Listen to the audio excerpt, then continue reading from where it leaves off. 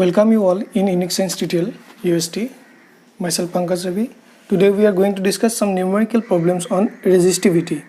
So before going to start with the numericals, I just want to say that please go to the theoretical part of this video, and the link of that video is already given in the description. So let's start with the problem number 1. So resistivity really मैं already class 10 ৰ পৰাই পাই আইছো তাৰ বিষয়ে তোমালোকে already জানাই আজি জাস্ট এই টপিকটোৰ ওপৰত আমি দুটামান প্ৰবলেম ডিসকাস কৰিম আৰু তোমালোকে এই বস্তুটো যেহেতু তোমালোকৰ কাৰণে দৰকাৰী হয় তোমালোকে মন কৰিবা কোনো ধৰণৰ ডাউট থাকিলে বুজি নাপালে আমাক কমেন্ট কৰি জনাবা সো দি ফাৰ্স্ট প্ৰবলেমটো কি দিছে so calculate the resistivity of a material of wire 10 meter long 0.4 millimeter in diameter and having a resistance of 2 ohm.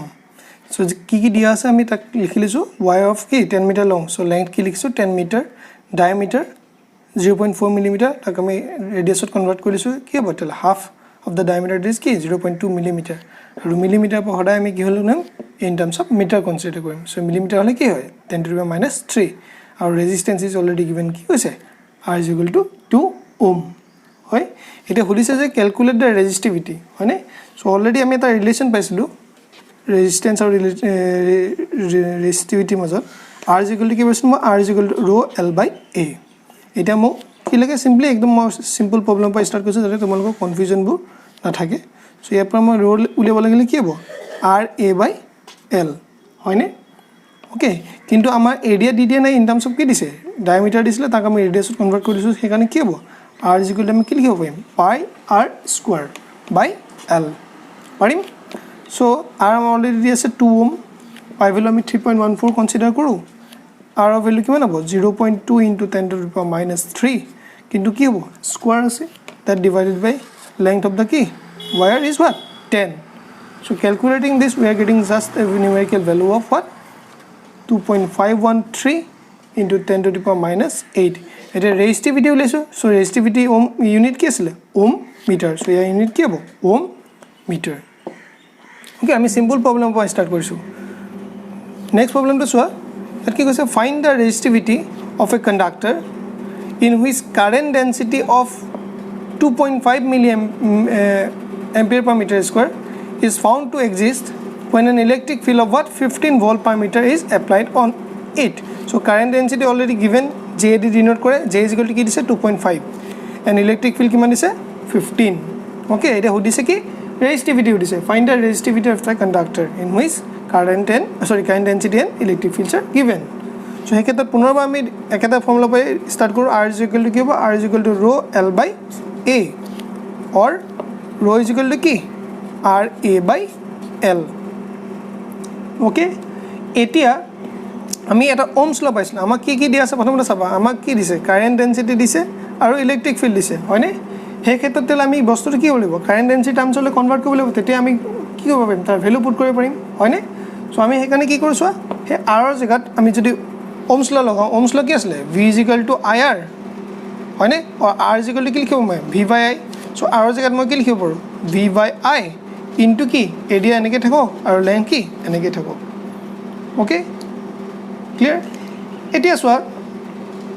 আমি আৰু এটা ডেফিনিশন পাইছিলো যে ইলেক্ট্ৰিক ফিল্ড পটেনশিয়াল আৰু লেংথৰ মাজত ৰিলেশনটা আছিল কি আছিল E = সিম্পলি কি V by L. এতিয়া ইয়াৰ পৰা যদি মই এইটো V by L টাৰ্মটো যদি মই একেলগে লিখো V by L টো এনেকৈ লিখিলো আৰু ইনটু কি A by I হয়নে ক্লিয়াৰ. সো এই ক্ষেত্ৰত কি হ'ব V by L মানে কি হয় সিম্পলি E হয়নে আৰু এটা ডেফিনিশন পাইছিলা তোমালোকে সোৱা কারেন্ট ডেন্সিটি কি পাইছিলা J = মনত পেলো কি পাইছিলো মই J = I by A কিন্তু এতিয়া এটো কি হৈছে A by I হৈছে গতি এটো কি হ'ব 1 by J. সো ফাইনালি আমি কি পালো E by J. সো এই ক্ষেত্ৰত অলৰেডি ৰেজিস্টিভিটি পালো কি resistivity in terms of current density and কি ইলেক্ট্ৰিক ফিল্ড. সো ইয়াত ভ্যালুটো জাস্ট পুট কৰি দিও কি হ'ব 15 that divided by কি 2.5. So finally কিমান পাম 2.5 and 150 so 6 times. So কি পালো resistivity 6 কি ohm meter. Clear? So definition বু কোড কেনেকৈ ইউজ কৰিছে এটা মনত ৰাখিবা simply definition আমি first resistivity উলিয়াইছো R is equal to rho L by পৰা rho is equal to RA by L.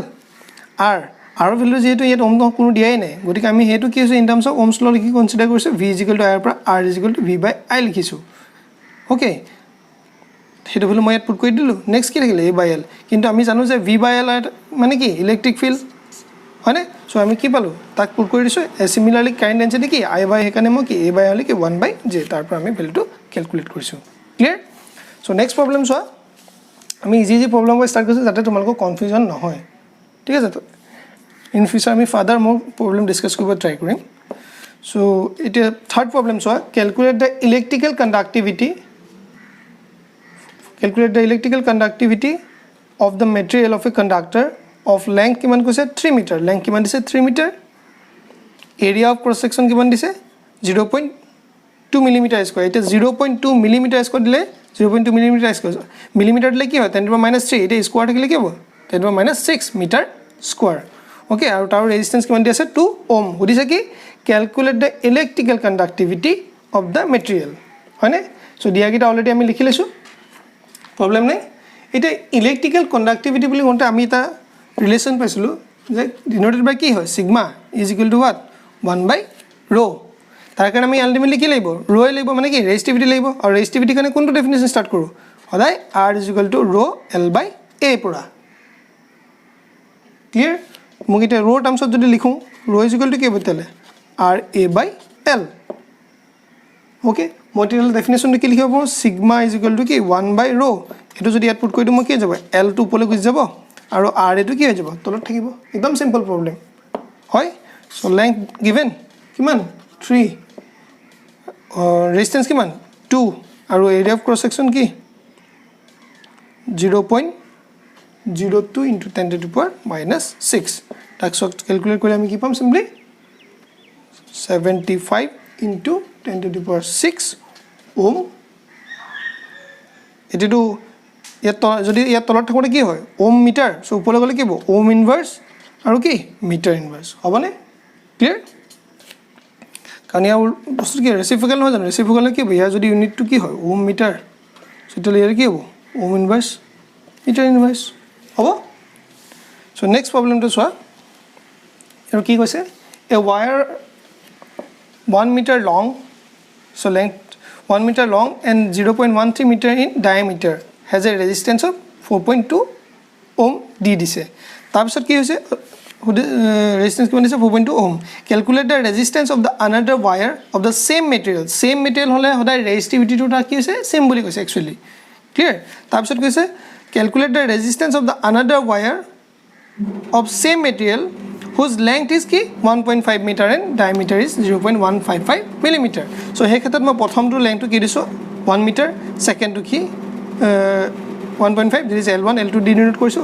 diameter ya kane 0.13 tak ma radius le convert korle ki hobo 0.13 divided by 2 millimeter a millimeter pa jodi meter le ne ki hoy 10 power minus 3 meter tar khetot kiman resistance dise 4.2 ohm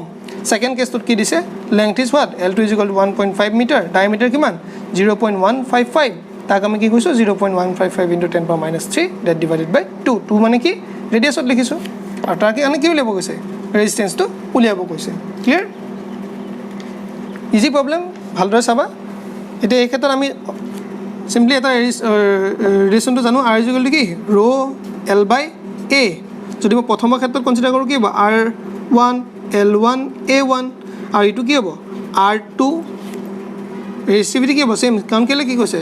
same material already given same material মানে কি resistivity same l2 a2 so মই যদি ইয়াৰ পৰা কৰো suppose এটো equation 1 এটো equation 2 from 1 and 2 যদি আমি কি কৰো ইকুৱেশ্যন 2 divided by 1 কৰো so এই ক্ষেত্ৰত কি হ'ব r2 by r1 is কি হ'ব rho get cancel হৈ যাব so থাকিব কি বাৰু লিখি দিছো মই rho l2 a2 that divided by rho l1 a1 মানে কি পালো মই simply r2 by r1 is equal to rho get cancel l2 by a2 into ki by 2 thaki gise a1 by l1 hobone ki pole l2 by a2 a1 by l1 so tar value put koi diu moi yat jodi r2 terms ot likhu r1 to ifale guj jabo so into ki hobo l2 value moi put koi diu kiman 1.5 that divided by ki 1 into a1 of value mane ki এটা মই in terms of radius দিছে চ' পাই R square লিখি দিলে হ'ল পাই ভেলুটো মানে put কৰি দিওঁ পাইও কাটে খাই যাব পাই ইনটু কি 0.13 into 10 power minus 3 whole thing divided by pi r square to এটো ইয়াত তলত আহিব তোমাৰ কি আহিব মই L1 টো ইয়াত লিখিছো A2 টো ইয়াত লিখিছো পাই 0.155 into what 10 to the power minus 3 square that divided by 2 so finally কি পাবো এটো ভ্যালুটো কিমান দিছিলে 4.2 so তাক যদি মই লিখো এটো so 1.5 divided by 1 into pi by cancel A2 to get cancel মানে কি পাম simply 0.13 10 power minus 3 10 power minus 3 দুটা আছে হেতু কি হ'ব cancel হৈ যাব so 0.13 that divided by কি এটো স্কয়াৰ থাকিব